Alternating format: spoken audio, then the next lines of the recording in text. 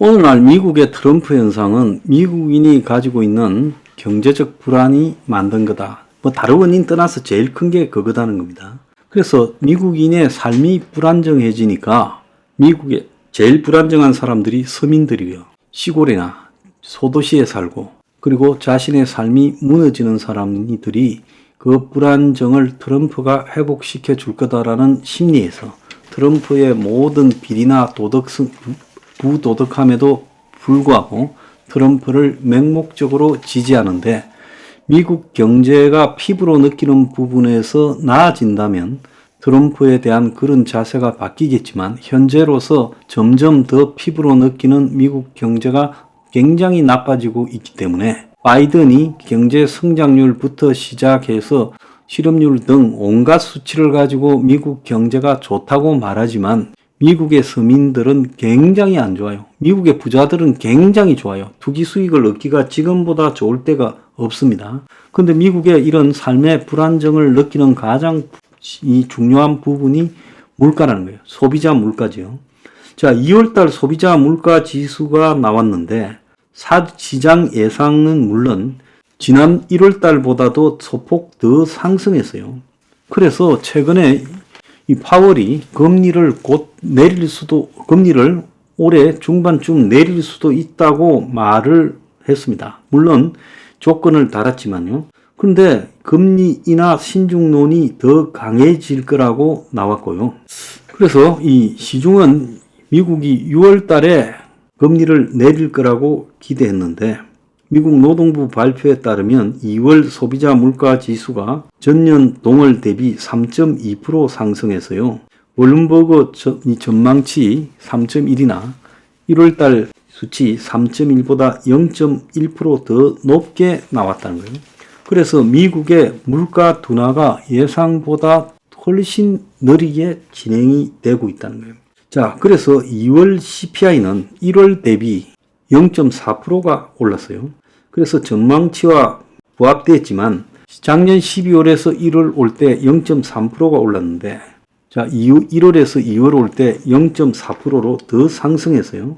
자, 에너지와 식음료 부분의 물가를 뺀 근원 CPI는 전년 동월에 비해 3.81% 상승해서 전망치 3.7보다 높고 전월 3.9보다는 0.1 낮았어요.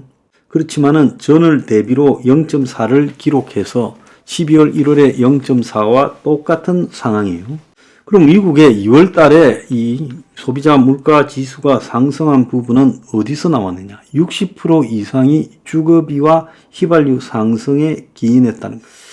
자, 그래서 이것이 지금 의미하는 것이 뭔가 하면 자, 이런 걸 볼 때 여전히 임금 상승이 지속되고 있고 연준이 여기서 금리를 내리기가 불가능하다라는 견해가 지금 나오고 있습니다.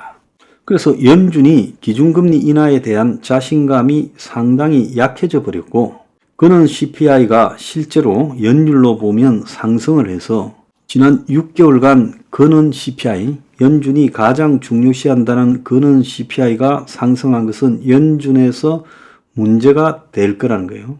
그래서 연준이 올해 기준금리를 인하하지 못할 것이라는 전망까지 나오고 있어요. 그래서 2월 물가가 굉장히 중요했는데 2월 물가가 상승하면서 6월 달에 내리는 것은 물 건너갔다는 거예요.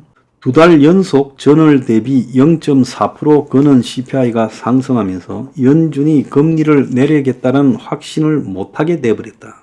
인플레이션이 주거 문제에서 굉장히 심각하게 드러나고 있다. 미국의 월세 그리고 집값 상승이 지금 굉장히 심하게 나타나고 있는데 이 이유는 미국의 모기지 금리가 올라가는 바람에 지금 발생한 문제라고 제가 말씀드렸죠.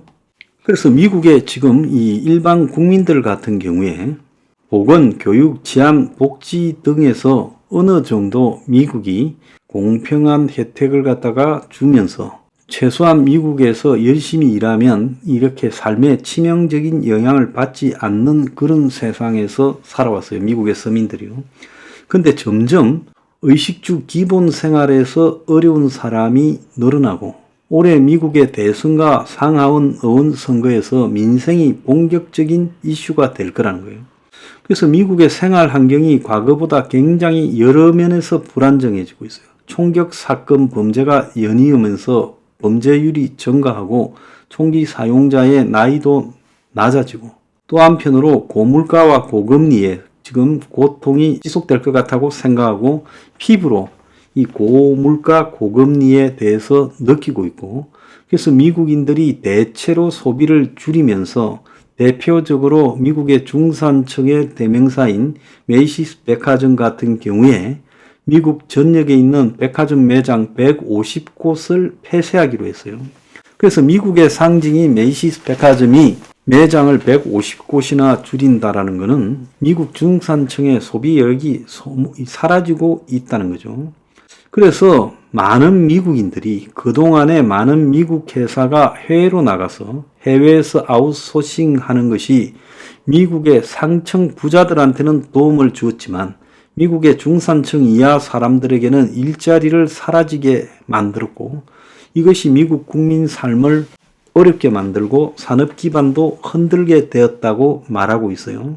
그런데 코로나 팬데믹을 겪으면서 미국이 반도체를 비롯한 주요한 부품을 해외에 의존하지 않고 미국 내에서 직접 생산해야 되겠다는 걸 절감하고, 이제서 유럽이나 아시아 동맹국들과 서로 이 공존을 택하다가 이제 폐쇄 경제로 자주적인 입장으로 선회하고 있다는 겁니다. 자, 미국이 지금 자연 생태계 기후변화의 피해도 굉장히 겪고 있어요. 그래서 미국에서 1년 내내 비가 안 오던 서부 캘리포니아 사막 지역에 폭우가 내려 홍수가 나고 심지어 폭설, 혹한이 오고, 자, 이런 부분에 대해서도 지금 미국인들이 두려움을 느끼고 있어요. 그래서 지금 이번에 미국 대선에 이런 미국인들이 느끼는 생활상의 불안이 반영이 될 거라는 거예요.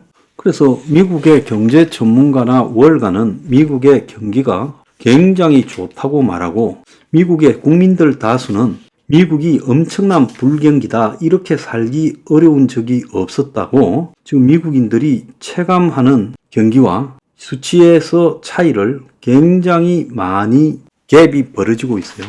그래서 미국 소비자들은 빚이 쌓이고 쓸 돈이 없다, 의식주가 어렵다, 직장이 좋은 데가 사라지고 있다고 하고, 이런 속에서도 미국의 월가나 정부는 경기가 이렇게 좋아한 적이 없다고 이야기하는 거예요. 어느 것이 맞느냐? 그것은 현재 미국 국민들의 체감이 중요하죠. 그래서 미국의 체감 경기와 실제 경기가 왜 다르냐? 이 부분이 지금 미국 경제의 딜레마가 되어 있어요. 그런데 미국 경제에 대한 전망은 아무리 전문가들이 장밋빛이라 해도 전혀 그렇지 못하다는 거예요. 현재 미국 경제의 가장 원천적인 문제는 재정 적자예요. 그래서 인플레가 이렇게 심한 게 재정 적자로 엄청나게 발행한 달러 때문이라는 거죠. 근데 이 문제를 다 지금 덮고 가고 있어요. 상업용 부동산이 저렇게 발생한 것도 지금 달러 때문이에요. 자, 미국 정부가 금융위기, 코로나, 고령화, 지정학 분쟁, 기후 대응에 엄청난 지출을 늘렸어요. 자, 미국의 연준이나 파월은 트럼프를 끌이기 때문에 금리를 내려보려고 시도하겠지만 지금 그런 게 쉽지가 않아요. 그래서 미국은 이제 역대 가보지 못한 부채 재정 적자를 경험하게 되면서 아마 아무도 예측하지 못한 경제 상태로 빠져들 가능성이 있다는 거예요. 그때까지 미국이 호황이다. 빚으로 쌓은 호황이요, 미국 국민들을 죽이고 있는 줄을 모르고 물가 인상으로 미국은 호황이라고 상층들만 말하고 있습니다. 자, 미국은요, 빚으로 엄청난 부채를 쌓으면서 인플레이션을 유발했고 지금 그 속에서 미국 서민들은 죽어가고 있어요.